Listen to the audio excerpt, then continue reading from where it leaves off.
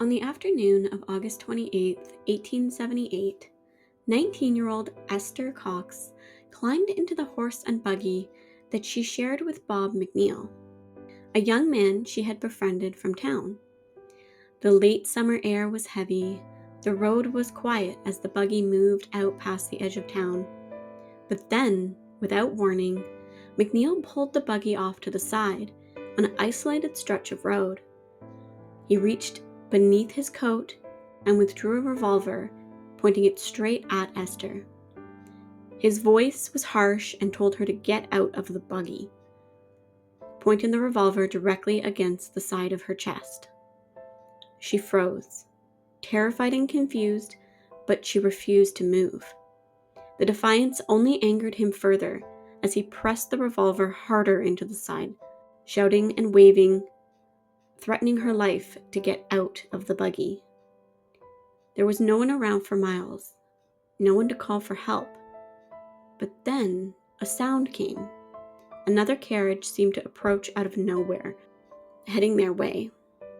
McNeil stiffened and hesitated and quickly slid the revolver back into his coat pocket. Without a word, he turned the horse and buggy around and steered it back to town. They rode back together in complete silence. When the buggy stopped outside her home, Esther quickly climbed down, pale and trembling, and said nothing to her family as she made her way to her room. She barely ate that night and didn't sleep. But it was a few days later that the quiet house on Princess Street began to change. Scratching sounds beneath the bed, knocks on the wall, and rustlings in the corner where no one was there. Before long, what had started as a young woman's unspoken terror would soon become one of the most disturbing hauntings in Canadian history. Welcome back, spooky souls, to a brand new episode of Let's Talk Spooky. Today, we're going to be diving into a mystery instead of folklore. And I think I was definitely inspired by the creepy movies that I have been watching lately, including The Conjuring. And if you haven't seen it, very, very, very, very good. But I wanted to create kind of an atmospheric case for you that was very much considered Canada's Bell Witch case. So today we're going to travel to a small town of Amherst, Nova Scotia, where apparently it's said that the devil paid a visit. But before we get started, I want to remind you, if you haven't listened to last week's episode, that I'm looking for submissions for paranormal or mysterious stories for our upcoming listener episode. So send them my way through either a DM at Let's Talk Spooky Pod or through my Gmail at Let's Talk Spooky Podcast at gmail.com. If this is your first time tuning in, welcome. Here at Let's Talk Spooky, we explore folklore, eerie legends, and mysterious tales from all around the world. If that sounds like your vibe, take a moment to hit that follow button wherever you listen to your podcasts. It helps us grow, and it keeps our spooky little community thriving. So, without further ado, settle in, light a candle, and let's talk spooky. Esther Cox was born on March 28, 1860, in Upper Stewart. She was the youngest of 6 children, and like most women of her time, Esther's world really revolved around domestic life. Shared chores, family, and her faith consumed most of her days. But by 1878, she moved in with her older sister Olive Teed, Olive's husband Daniel, and their 2 children, as well as her other siblings Jenny and William.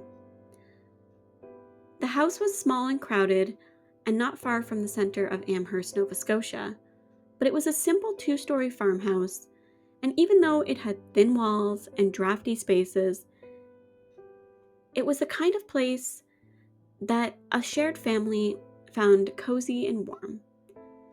The Teeds were a working-class family of ordinary people, but they lived in a close-knit community where gossip traveled quickly, and privacy was a luxury. Amherst in the 1970s was small, but it was an industrial-built town, and it was surrounded by farmland and salt marshes. With a growing interest in spiritualism at the time, it seemed to be that Canada's New England seances were sweeping through these small towns, turning ghost stories as part of the social fabric of daily talk. And because of this, Esther stood out to be a very gentle and impressionable girl. Quiet disposition, with a tendency towards anxiety. Friends of hers described her as sweet-natured, easily startled, but deeply emotional.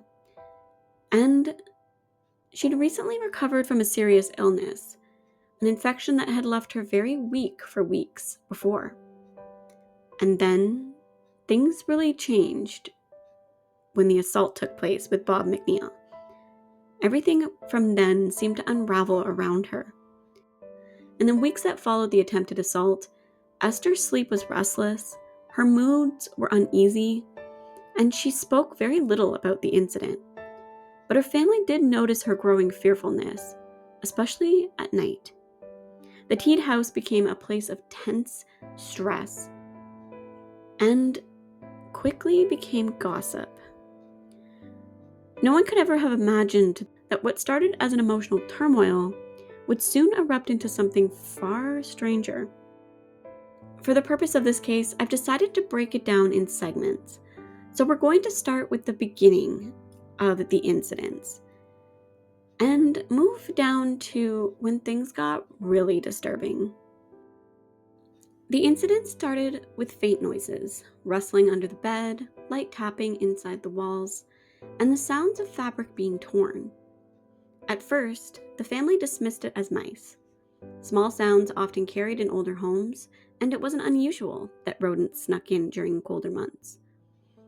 But as time went on, the noises became more deliberate.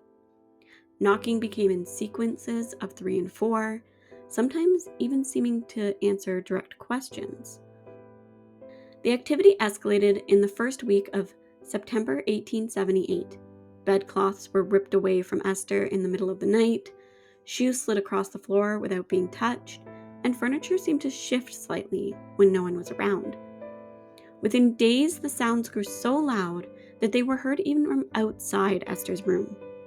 Witnesses described sharp bangings, pistol-like sounds that echoed within the halls of the house. Several occasions, neighbors even entered the house to find a family huddled together as the noises continued around them. But the most alarming event occurred when a pillow beneath Esther's head spontaneously caught fire. The blaze was small, and it was extinguished immediately, but the family couldn't find any source for the ignition. There were no matches, no lamps overturned, absolutely nothing that explained it. After that night, the family stopped calling the noises imagination, and the incidents became much more aggressive. Objects hurled across the room, blankets tugged, disembodied knocks seemed to answer only to Esther's name. Ministers were called. They prayed over everything that might drive away whatever force seemed to have taken hold of the home. But the prayers, they changed nothing. As word spread, curious visitors began arriving at the home. Some came to offer help, but others mostly out of curiosity. Remember, this was a time when the spiritualism movement was predominantly strong, especially in the New England area, and that was spreading up into the Canadian East Coast. So by the end of September, the story of the haunted Teed house became local gossip, not only in Amherst, but around the surrounding areas as well. And by October, it had captured the attention of the entire maritime press, transforming this quiet domestic mystery into one of the most widely reported hauntings in Canadian history. By October 1878, what had begun as an unexplainable, simple sounds inside a home evolved into something far more deliberate. The knocks that were once random began answering questions. Whatever this was, it got stronger, and it meant harm. The wall responses were generally 1 sharp rap for yes and 2 sharp raps for no. Over the following weeks, the disturbances grew so frequent and so intelligent that objects began to be thrown across the house with alarming precision, teacups hurled into rooms, knives driven into floorboards, furniture tipped over, and witnesses claimed feeling a sudden gust of cold air sweeping past them as they entered rooms. But it didn't stop there. The family began to interpret the events as signs that the haunting was after Esther herself, because she was generally the center of it. During the quiet moments, she would feel her skin flush, her pulse quicken, and then the movements around her would get louder and stronger and faster, and often becoming more violent outbursts. Neighbors, ministers, even local doctors were invited to witness the phenomenon. Several claimed that they would see household objects move or levitate with no one around. Others described hearing voices, faint but distinct, and it seemed to all air around Esther. One night, the knocking began to spell out words, and this is where things took a turn. Tapping letters of the alphabet until coherent phrases began to emerge, and the first message, recorded by the family, was chilling. "Esther Cox, you are mine to kill," it said. Soon after, small fires began appearing throughout the home. Matches, sometimes unlit, seemingly set themselves on fire. Curtains, bedding began to be ignited and started to smolder. In desperation, the Teeds sought help from local clergy. Prayers and vigils were held at the house, but the disturbances seemed to continue. And the more involved people got in getting rid of the disturbances, the more violent they became. Each night, the event centered around Esther, and each morning she left exhausted, frightened, and increasingly frail. The Amherst community quickly was divided. Some believed Esther was a victim of supernatural forces, but others, they suspected trickery, hysteria, or even possession. But regardless of the belief, the activity itself had become impossible to ignore.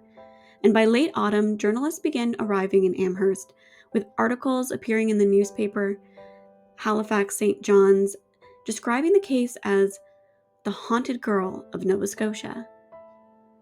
And the attention grew increasingly more upsetting. But as the attention grew, so did the phenomena. The raps, the fires, they began more violent, and the activity following Esther wherever she went, instead of just being contained to the home. Whether this was proof of an intelligent haunting, or an unraveling mind that was pushed past the limit, nobody could truly say for certain. By the winter of 1878, the haunting on Princess Street had become impossible. Newspaper called it the Great Amherst Mystery. Clergy, skeptics, debated it publicly, and the Teed family, exhausted and frightened, found themselves at the center of a national spectacle. And they weren't happy. Into this chaos stepped Walter Hubbell, an actor, author, and self-described investigator of the supernatural. He arrived at the Amherst house in early 1879, after reading about Esther's case in the Maritime Press. Convinced that it was something extraordinary, he requested to live in the Teed home, and he documented everything. Hubbell's approach was half journalist, half showman. He was polite, but probing. He asked very detailed, very pointed questions, carefully taking notes about each event and each answer the family gave. His presence seemed to first calm the household, but soon after he arrived, the disturbances got more aggressive. If anything, they became more violent than they had ever before.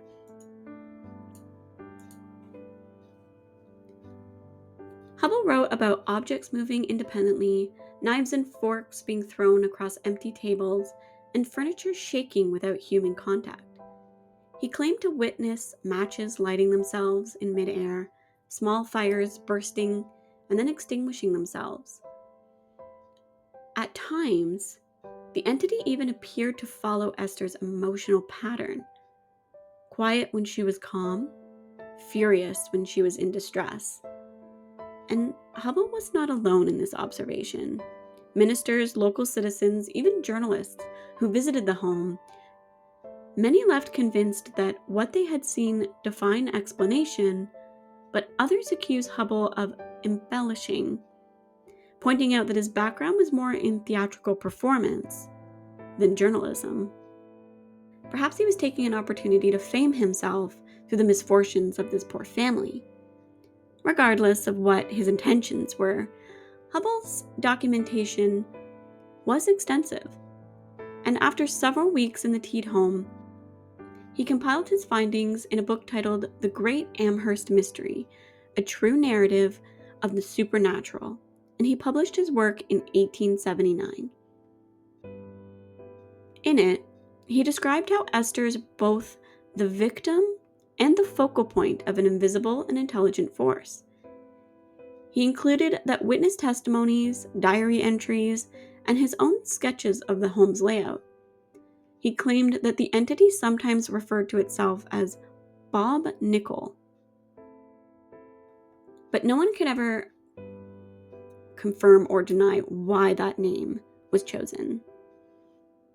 The publication caused a sensation, and the book sold widely across Canada and the United States and even Europe in some places, placing Amherst on the map as one of the most thoroughly documented poltergeist cases in the Western world.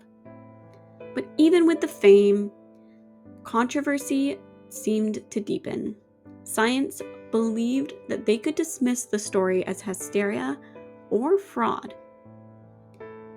And theological scholars debated whether the activity was demonic or divine. Others believed the haunting was a manifestation of Esther's own trauma, her grief, and her guilt, taking a physical form. By mid-1879, Esther's health had deteriorated further. Seeking peace, she left Amherst for a time, but the phenomena reportedly followed her to the other homes she stayed.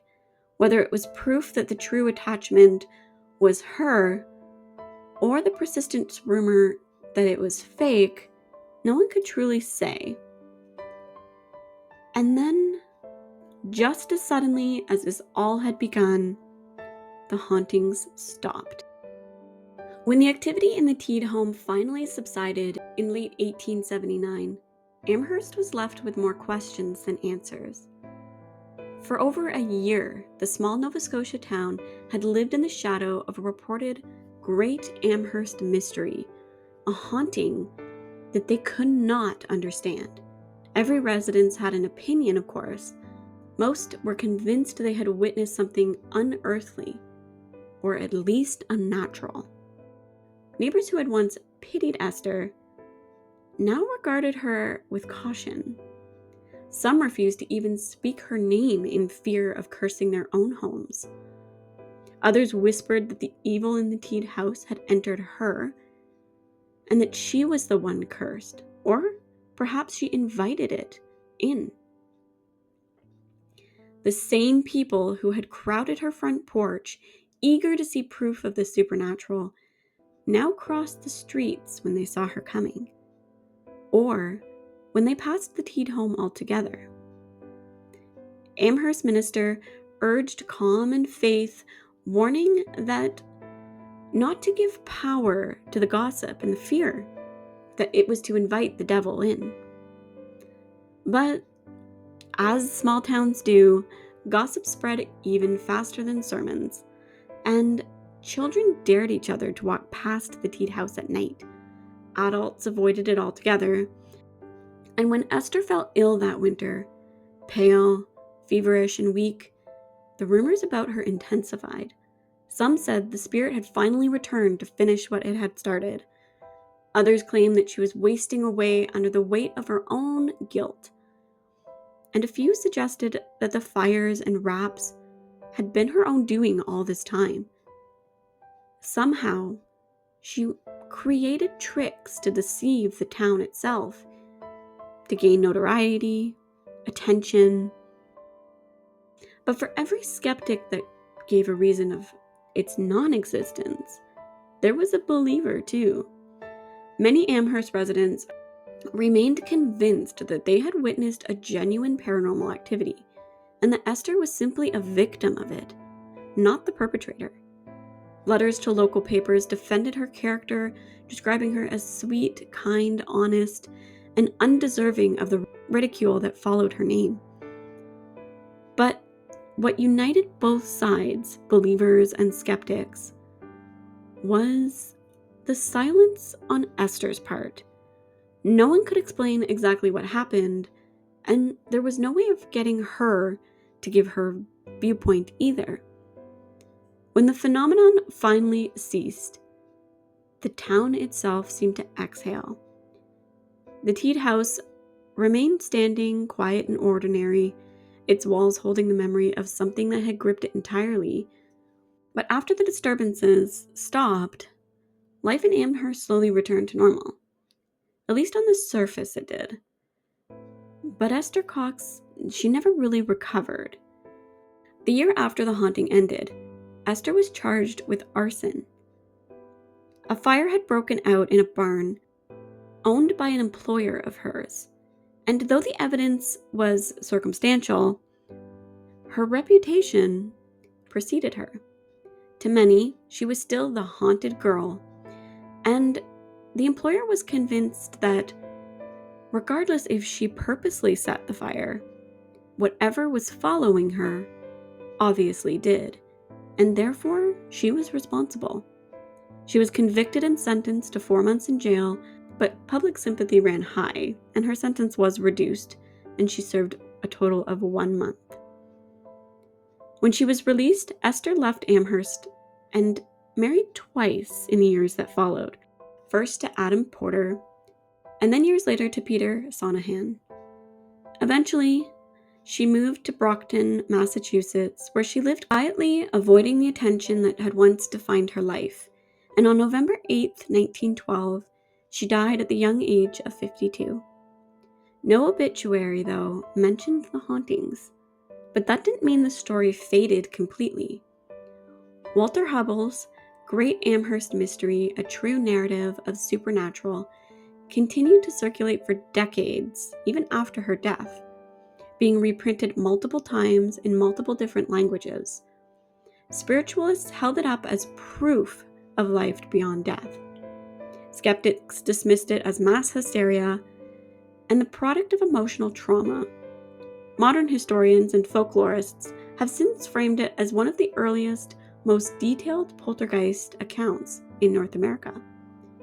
Yet, even now, over a century later, the case seems to defy easy explanation.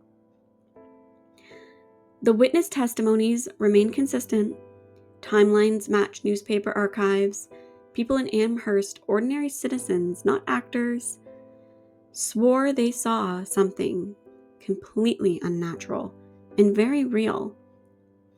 Some people believe the haunting was born of Esther's pain and trauma and shaped by the voice of time as an example of the women's suffering often silenced by those around her. Others insisted that it was truly supernatural. Something attached itself to her weak disposition and haunted that small wooden home on Princess Street. Either way, the story of Esther Cox endures because it forces us to ask the questions: was she haunted? Was what tormented her a ghost or a true echo of her pain? I'd love to know what you guys think. Write in the comments below, do you think Esther was haunted? Or do you think she manifested so much pain from her traumatic experience that it echoed out of her? What maybe makes this case so unsettling, if you believe in the spirit world, which I'm assuming you do because you're here with me, or you believe in science, what happened reminds us that the line between both the haunted world and the explainable one isn't a clear cut. It's shaded and fuzzy, and sometimes it makes it very unclear where it begins and where it ends. Maybe real hauntings aren't just within the walls of the house. Maybe they're within the mind as well. If you enjoyed tonight's episode, please take a moment and follow, leave a review, and like to help our little community grow and help others like you find our show. If you are not following already, follow us on our socials at Let's Talk Spooky Pod on Instagram and Let's Talk Spooky on TikTok. I often post behind the scenes, updates, and a little bit of hints to what's coming next. As mentioned before in the beginning of the episode, if you have your own spooky experience or paranormal story, please take a moment to DM me, email me, share with your story with us, and I'm going to include it at a listener's episode at the end of the month. Thank you so much for tuning in. I hope you enjoyed tonight's episode. And until next time, stay curious, stay spooky.